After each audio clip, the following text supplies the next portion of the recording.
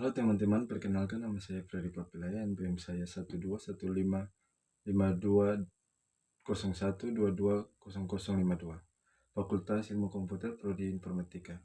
Di sini saya mau menyampaikan sedikit materi tentang apa itu pengantar teknik informatika dan komputer. Pengertian komputer. Komputer berasal dari kata computare yang artinya menghitung secara bahasa komputer, didefinisikan sebagai alat yang melakukan proses perhitungan aritmatika. Secara umum, komputer didefinisikan sebagai seperangkat alat elektronik yang menghubungkan komponen satu dengan yang lainnya, sehingga menghasilkan informasi yang sebelumnya telah diolah terlebih dahulu. 1.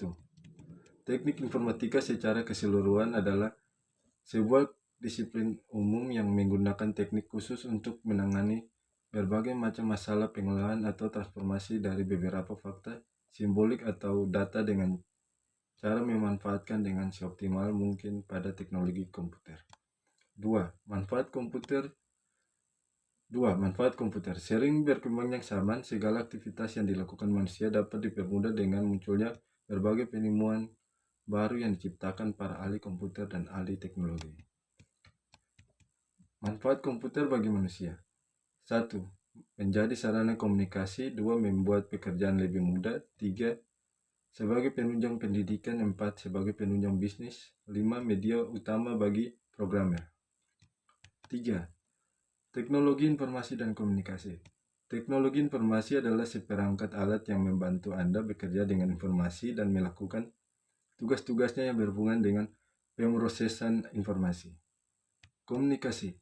Komunikasi adalah proses pertukaran kata, tanda, atau informasi dengan orang lain. Itu dilakukan baik secara verbal maupun non-verbal. Komunikasi memungkinkan kita untuk menyampaikan informasi. 4. Hidup tanpa komputer. Mungkin sebagai masyarakat dalam era globalisasi, mendengar kata-kata hidup tanpa komputer pasti akan menjawab tidak bisa. Karena komputer sangat membantu dalam menyelesaikan tugas-tugas, dan dengan adanya komputer sangat mudah untuk mencari informasi-informasi penting hanya dengan duduk berdiam di rumah. 5. Mesin proses informasi. Mesin proses informasi terdiri dari beberapa perangkat keras. Salah satunya yang terpenting adalah CPU. CPU adalah singkatan dari Central Processing Unit, merupakan perangkat keras komputer yang juga disebut sebagai unit pengolahan pusat yang disingkat UPP pada komputer. Fungsi CPU sendiri adalah sebagai kalkulator. Cuma perbedaan antara CPU dan kalkulator di mana CPU ini lebih kuat daya pemrosesannya bila dibandingkan dengan kalkulator biasa. 6. Klarifikasi komputer. 1. Komputer analog. Komputer ini merupakan komputer yang digunakan untuk menerima sinyal analog. Biasanya digunakan untuk melakukan pengecekan untuk data yang tidak terbentuk angka, karena data yang didapatkan adalah data yang bersifat gelombang. Komputer ini biasanya digunakan untuk mempresentasikan suatu keadaan. Sebagai contoh, komputer ini digunakan untuk melakukan pengecekan suhu, menghitung aliran BBM pada SPBU, mengukur kekuatan cahaya, dan lain-lain. Komputer ini banyak digunakan untuk kegiatan ilmiah. 2. Komputer digital. Komputer ini merupakan komputer yang kebanyakan yang kita kenal.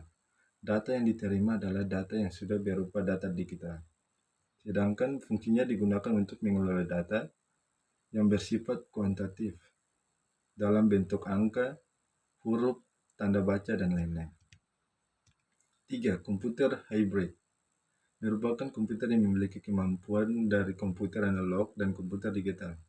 Komputer jenis ini diperuntukkan untuk pengolahan data yang sifatnya baik kuantitatif maupun kualitatif. Dengan perkataan lain, kuantitatif yang diolah menghasilkan data kualitatifnya. 7. Revolusi internet. Pada abad 20 Masehi mulai muncul komputer dan semakin canggih juga berkembang pesat di abad 21 seiring perkembangan pesat komputer di dunia.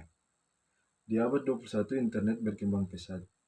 Telah terjadi revolusi internet di abad 21 yang merupakan secara drastis sistem kehidupan umat manusia di berbagai bidang, termasuk di bidang pergaulan informasi dan berita, perdagangannya,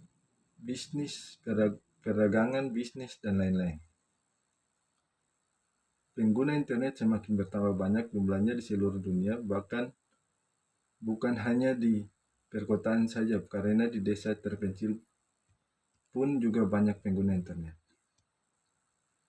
Dan ini saja mungkin video dari saya. Sekian dan terima kasih.